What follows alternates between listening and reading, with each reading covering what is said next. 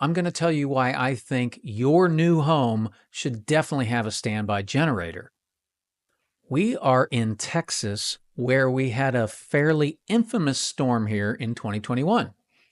We like to call it Snowmageddon, and it was a classic case of Texas getting weather that we don't get that often. And for lack of a better word, our entire infrastructure collapsed.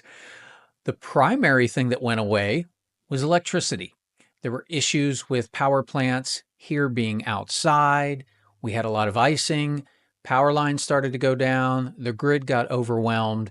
And a lot of homes, millions of homes, lost power. When you lose power, you start to lose other things. There were neighborhoods that I built homes in where everybody got their water supply from a private water well. They have aerobic septic systems. They have swimming pools. All that stuff went out in a lot of cases. The pipes busted. The swimming equipment broke. A real catastrophe because people didn't have power.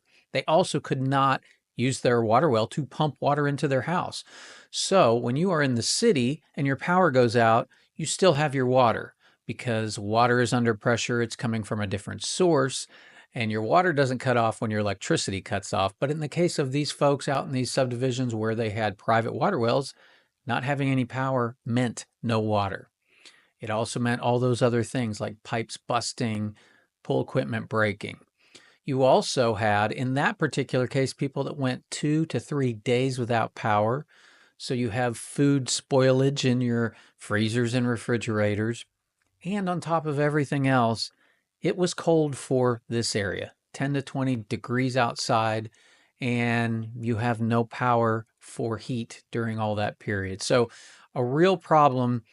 That happened here, but things like this are happening in other parts of the country.